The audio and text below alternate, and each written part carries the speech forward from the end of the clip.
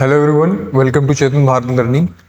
आज के आईआर के 10 एमसीक्यूज में हम इंपॉर्टेंट न्यूक्लियर कॉन्सेप्ट्स को कवर करेंगे, इंपॉर्टेंट एग्रीमेंट्स, इंपॉर्टेंट ग्रुप्स और न्यूक्लियर ट्रीटीज और इंडिया की जो न्यूक्लियर डॉक्ट्रिन है और उसको हैंडल करने के लिए जो हमारा पूरा एग्जीक्यूटिव apparatus है उसको कवर करेंगे। तो चलिए शुरू करते हैं। आज का पहला क्वेश्चन है वासेनार अरेंजमेंट के कंटेक्स्ट में। वासेनार अरेंजमेंट का पर्पस है कि वो आर्म्स के ट्रेड को और ड्यूअल यूज गुड्स या टेक्नोलॉजीज को उसके ऊपर जो है रिस्ट्रिक्शंस क्रिएट कर सके उनके एक्सचेंज को, ताकि कोई भी कंट्री जो है बहुत सोफिस्टिकेटेड वेपनरी को इजीली एक्सेस करके वो प्रोलिफरेट ना हो पाए, नॉन स्टेट एक्टर्स को वो चीज़ ना मिल पाए। उस चीज़ के लिए वासेनार अरेंजमेंट जैसी चीज़ बनाई गई थी। राइट, तो पहली स्टेटमेंट क्या है? It is a voluntary export control regime. बिल्कुल सही है यहाँ तक। ये एक वॉलेंट्री एक्सपोर्ट कंट्रोल रिजीम है फोकसिंग अपॉन कन्वेंशनल आर्म्स, यानी कि दो चीजों के ऊपर फोकस करता है, कन्वेंशनल आर्म्स और dual use goods and technology के ऊपर। Right, and its decisions are not legally binding. ये क्या है? वॉलेंट्री एक्सपोर्ट कंट्रोल रिजीम है। इसके डिसीजन जो है वो लीगली बाइंडिंग नहीं है। इस स्टेटमेंट से तीन चीजें पता लग रही हैं। एक तो लीगली बाइंडिंग नहीं है इसके डिसीजंस, वॉलेंट्री ऑर्गेनाइजेशन है। दूसरा, इसका फोकस एरिया क्या है? कन्वेंशनल आर्म्स और डुअल यूज गुड्स। तो पहली स्टेटमेंट बिल्कुल सही है। Second is it functions under the auspices of United Nations and its secretariat is located in the Hague. MTC Wassenaar arrangement जो है वो voluntary independent export control regime है। वो किसी के अंडर जो है ऑपरेट नहीं करता। राइट, और दूसरा, इसके हेडक्वार्टर्स द हेग नीदरलैंड्स में लोकेटेड नहीं है। इसके हेडक्वार्टर्स लोकेटेड है वियना में। वियना कहां पे है? वियना है ऑस्ट्रिया में। राइट, तो ये स्टेटमेंट हो गई गलत। Third statement, India became a participating state in 2017। बिल्कुल सही है, 2017 में इंडिया इसका मेंबर बना था। And decisions within the arrangement are taken by consensus. ये डिसीजंस लेती कहती है कंसेंसस के थ्रू। राइट, तो ये भी बिल्कुल सही है।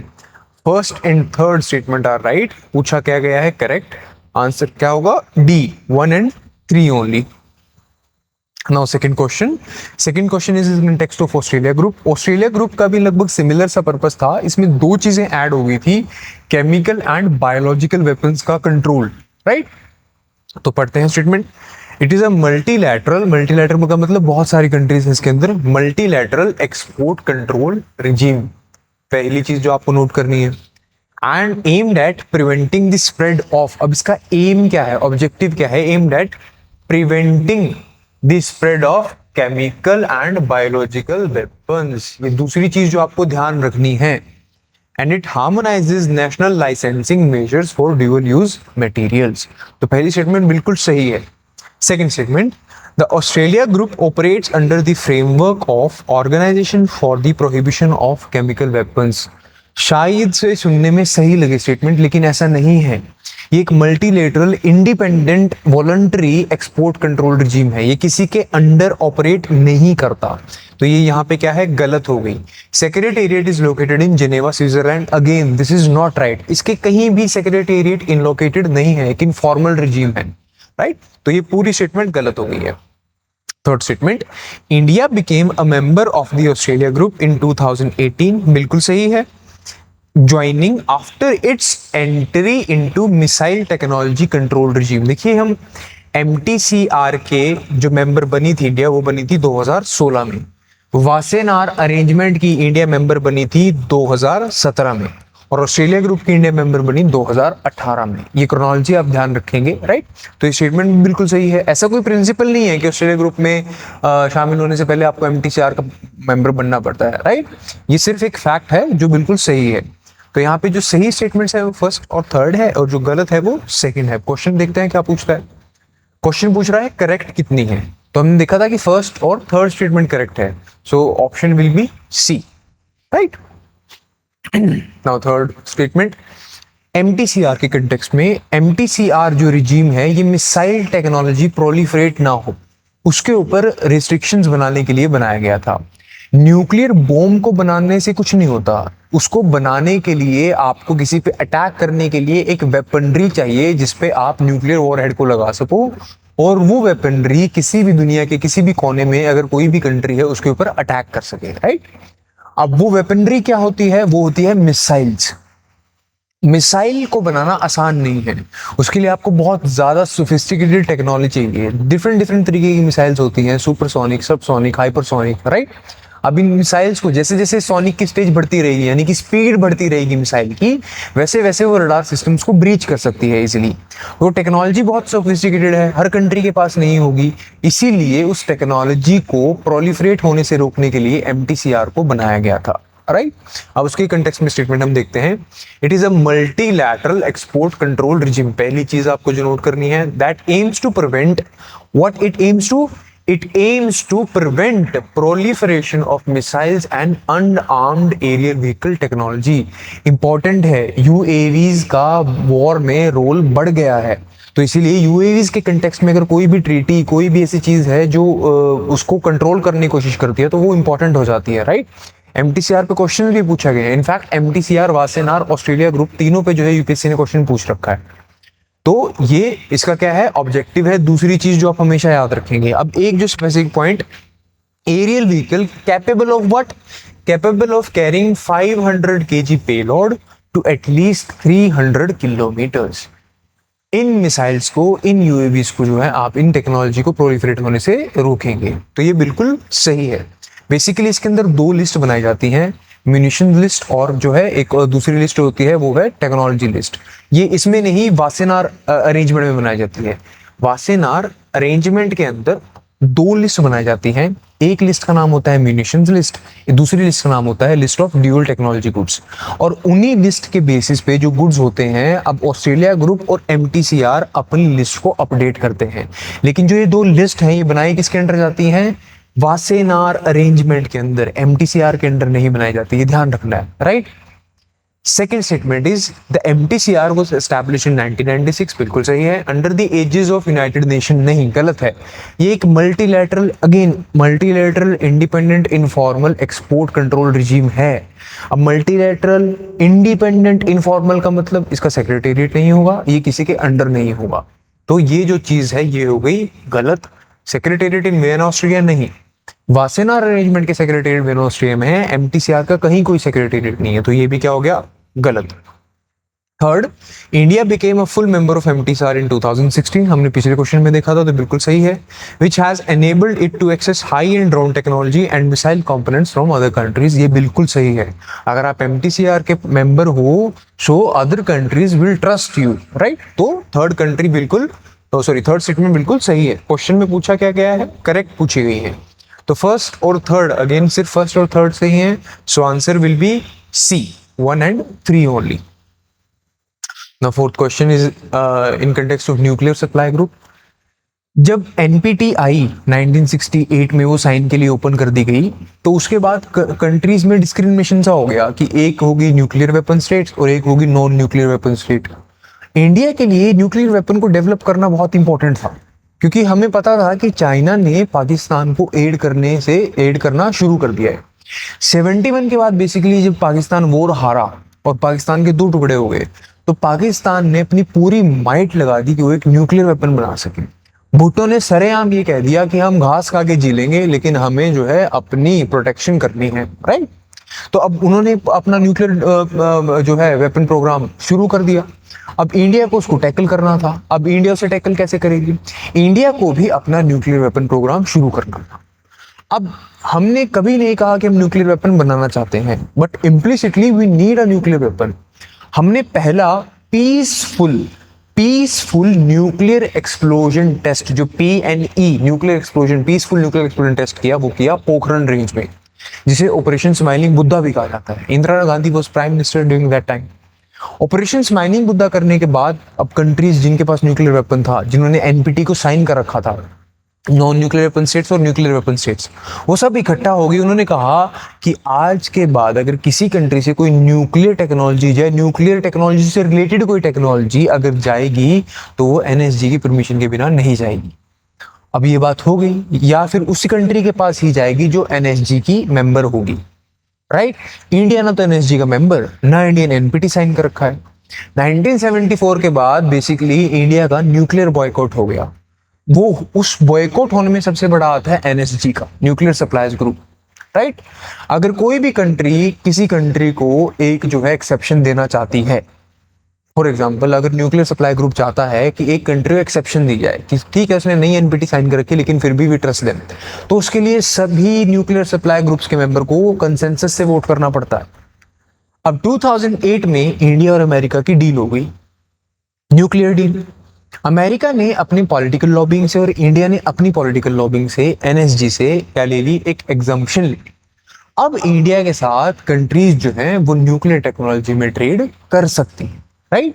सो इसलिए बहुत इंपॉर्टेंट है, न्यूक्लियर जो वॉर था या न्यूक्लियर टेक्नोलॉजी है वो बहुत ज्यादा न्यूज में रही है, तो इसलिए आपके लिए इंपॉर्टेंट है ये चीज। The first statement is NSG was created in response to India's 1974 nuclear test to control the export of nuclear materials and equipment and technology. The statement is right. Second, it is a treaty based on organization under the International Atomic Energy Agency. ये गलत है। International Atomic Energy 1957 में बन गई थी, तो ये चीज क्या है, गलत है। विद इट्स परमानेंट सेक्रेटेरिएट, कोई परमानेंट सेक्रेटेरिएट नहीं है एनएसजी का। एनएसजी की मेंबरशिप रोटेट होती रहती है, एनुअली उसके समिट्स होते रहते हैं, तो उसका कोई परमानेंट मेंबरशिप, वो परमानेंट सेक्रेटेरिएट नहीं है, राइट। तो सेकंड स्टेटमेंट होगी गलत। India is not member of NSG, बिल्कुल सही है, but received a waiver in 2008, और 2008 में ही हमारी इंडो यूएस न्यूक्लियर एग्रीमेंट भी हुआ था, right, allowing it to engage in nuclear commerce with member countries despite not signing NPT। हमने एक एग्जम्पशन ले ली थी एनर्जी से, तो ये भी बिल्कुल सही है। अब करेक्ट पूछी है तो 1 और 3 अगेन से 2 ही करेक्ट है, तो आंसर क्या होगा, B, right, 1 and 3 only. FMCT के कंटेक्स्ट में, एफएमसीटी एक बहुत इंपॉर्टेंट न्यूक्लियर ट्रीटी है जो फिसाइल मटेरियल की डिस्ट्रीब्यूशन को रोकने के लिए है। फिसाइल मटेरियल यूरेनियम और प्लूटोनियम, कि ये एक दूसरे जो है कंट्रीज एक दूसरे के इनमें ट्रेड ना करे, उससे क्या होगा, न्यूक्लियर वेपन इन डेवलप हो पाएगा कभी, राइट। उसको रोकने के लिए ट्रीटी आई थी। मेजर न्यूक्लियर वेपन स्टेट ने इसको साइन ही नहीं किया, राइट। उनके अपने अपने जो है वो है क्लेम्स हैं। इंडिया चाहता है कि वो फ्यूचर में जो न्यूक्लियर वेपन्स बन रहे हैं उनके ऊपर प्रोहिबिशन लगाए, ना कि एग्जिस्टिंग स्टॉक पाइल पे। पाकिस्तान जैसी कंट्री चाहती है कि एग्जिस्टिंग स्टॉक पाइल्स पे भी जो है क्या लगाया जाए, जो है उनको भी खत्म किया जाए, राइट, उन पे भी जो है प्रोहिबिशन लगाया जाए। तो ऐसे लेके अभी तक ये साइन नहीं हो पाई है, बेसिकली इन्फोर्स नहीं हो पाई है। It is a legally binding treaty that entered into force. अब ये क्या है, मैंने आपको बताया फोर्स में नहीं आ पाई, तो ये क्या है, गलत है, right. Second statement, the FMCT seeks to prohibit the future production of fissile material, बिल्कुल सही है, such as highly enriched uranium and plutonium, ये बिल्कुल सही स्टेटमेंट है। India has express support for negotiations on the FMCT, बिल्कुल सही, India ने सपोर्ट दिखाया है नेगोशिएशंस के लिए, but insist that it should be non discriminatory, ये बिल्कुल सही, and should be cover existing stockpiles of fissile material as well. अब जो ये लाइन है, should cover existing stockpiles, ये गलत होगी। एग्जिस्टिंग स्टॉक पाइल्स की बात नहीं हुई है, ये पाकिस्तान जैसी कंट्रीज कर रही है। इंडिया कह रहा है कि फ्यूचर प्रोडक्शन के ऊपर आप जो है प्रोहिबिशन लगाए, तो ये स्टेटमेंट क्या होगी, गलत हो गई पूरी स्टेटमेंट। करेक्ट पूछा है तो सिर्फ एक स्टेटमेंट करेक्ट है, सेकंड स्टेटमेंट, तो आंसर क्या होगा, B, again 2 only. With reference to the comprehensive nuclear test ban treaty, CTBT treaty आई थी। सीटीबीटी का पर्पस क्या था, उससे पहले एक पीटीबीटी आई थी, partial test ban treaty. Partial test ban treaty ने क्या कहा था कि आप कोई भी न्यूक्लियर वेपन टेस्ट या न्यूक्लियर एक्सप्लोजन टेस्ट या न्यूक्लियर टेस्ट नहीं कर सकते, ना तो ग्राउंड के ऊपर, ना एटमॉस्फेयर में, ना ही पानी में, हाइड्रोस्फेयर में। इन तीनों में से किसी भी एक स्फीयर में आप जो है न्यूक्लियर टेस्ट नहीं कर सकते। तो फिर कंट्रीज ने क्या करा, सारे न्यूक्लियर टेस्ट जो है अंडरग्राउंड चले गए, अंडरग्राउंड टेस्ट करना शुरू कर दिया। उसको रोकने के लिए सीटीबीटी आई। सीटीबीटी ने कहा आप कहीं पे भी न्यूक्लियर टेस्ट नहीं कर सकते, लेकिन यहां पे भी एक टेस्ट पॉसिबल थे, जो थे lab simulated nuclear test. Lab simulated nuclear test के लिए बहुत हाई फाई टेक्नोलॉजी की जरूरत है। डेवलप्ड कंट्रीज के पास वो सारी टेक्नोलॉजीज थी, तो इंडिया ने इस चीज का क्या किया, विरोध किया कि आपको अगर बैन लगाना ही है तो आप कंप्लीट फॉर्म्स में लगाइए, उसमें मेंशन कीजिए कि लैब सिमुलेटेड टेस्ट भी जो है पॉसिबल नहीं होंगे। आप तीनों स्फीयर्स में या हर किसी तरह के एनवायरनमेंट में बैन करके लैब सिमुलेशन टेस्ट का फिर भी एक स्कोप छोड़ते हैं जो डेवलप्ड कंट्रीज एक्सप्लॉइट कर सकती हैं। तो इसलिए हमने इसे भी साइन नहीं किया। इसको साइन करवाने के लिए एक ऑर्गेनाइजेशन बनाई गई थी जिसका नाम था सीटीबीटीओ, सीटीबीटी ऑर्गेनाइजेशन, राइट। उसका पर्पस था कि सीटीबीटी साइन हो। सीटीबीटी साइन करवाना जरूरी क्यों है, जब तक सीटीबीटी को सभी कंट्री साइन नहीं करेंगी तब तक वो एनफोर्स नहीं हो पाएगी। इसको हम बोलते हैं entry in force close, EIF close, right. अब फोर्स में नहीं आ पाएगी तो इसका मतलब वो किसी को बांध देगी नहीं, राइट। तो इसीलिए आज तक ये फोर्स में नहीं आई है। First, the CTBT prohibits all nuclear explosion whether for military और peaceful purposes in all environments, ये बिल्कुल सही है। The treaty entered into force in 1996, अब हमने क्या पढ़ा था कि आज तक ये फोर्स में नहीं आई है, राइट। इसको साइन के लिए ओपन करा था इस साल में, लेकिन फोर्स में नहीं आई थी ये, तो ये क्या है, गलत है। India has signed but your, अब हमने क्या पढ़ा था कि इंडिया ने इसको साइन भी नहीं किया है अब तक, तो आप स्टेटमेंट उलझाएगी आपको लेकिन उलझना नहीं है। India has signed but not yet ratified, ratify भी नहीं किया हमने लेकिन साइन भी नहीं किया हमने, because why, citing concerns about discriminatory nature, right. ये स्टेटमेंट आधी आपको बिल्कुल सही लगेगी, लेकिन वहां पे लिखा गया है इंडिया हैज साइंड, हमने साइन नहीं किया है, तो थर्ड स्टेटमेंट होगी गलत और सेकंड स्टेटमेंट भी गलत होगी। पूछा क्या है, करेक्ट, तो सिर्फ फर्स्ट स्टेटमेंट करेक्ट है, आंसर क्या होगा, again B, one only. Now, seventh question is, with reference to the Nuclear Non-Proliferation Treaty, NPT, consider the following statements. The NPT recognizes 5 nuclear weapon states. बिल्कुल सही है, NPT 1967 में आई, 1968 में इसको open कर दिया गया साइन के लिए। NPT ने कंट्रीज को 2 ग्रुप में डिवाइड कर दिया था, जिसको लेके इंडिया को सबसे ज्यादा प्रॉब्लम थी। एक कंट्री जिनके पास न्यूक्लियर वेपन्स हैं, एक कंट्री जिनके पास न्यूक्लियर वेपन्स नहीं है। तो इंडिया ने कहा ये nuclear haves and nuclear have nots में क्यों बांट रहे हो दुनिया को, पहले आपने अमीर गरीब में बांटा, कॉलोनीज में बांटा, अब आप न्यूक्लियर हैव्स एंड नॉट्स में बांट रहे हो। जो न्यूक्लियर वेपन कंट्रीज थी उनको नाम दिया गया न्यूक्लियर वेपन स्टेट्स, और जो नॉन न्यूक्लियर वेपन कंट्रीज थी उनको नाम दिया गया नॉन न्यूक्लियर वेपन स्टेट्स। सिर्फ 5 कंट्रीज जिनके पास 1967 जनवरी 1 1967 से पहले न्यूक्लियर वेपन्स थे, उन्हीं को NWS का टैग दिया गया। वो 5 कंट्रीज कौन सी, जो यूएनएससी में वेटो पावर होल्डर्स हैं, UK, France, Russia, China and US, right. तो पहली स्टेटमेंट क्या कहती है, the NPT recognises 5 nuclear weapon states, बिल्कुल सही है, 5 कंट्री हैं, based on their status as of January 1 1967। The treaty obliges non-nuclear weapon states to forego nuclear weapons while allowing them to right to peaceful use of nuclear strategy under safeguards। ये बिल्कुल सही है, लेकिन वो क्या कह रहे हैं, फोरगो न्यूक्लियर वेपन्स, आप कभी न्यूक्लियर वेपन्स नहीं बनाओगे, तो स्टेटमेंट बिल्कुल सही है। यही हमारा प्रॉब्लम था एनपीटी के साथ। India has signed but not yet ratified NPT citing its discriminatory nature.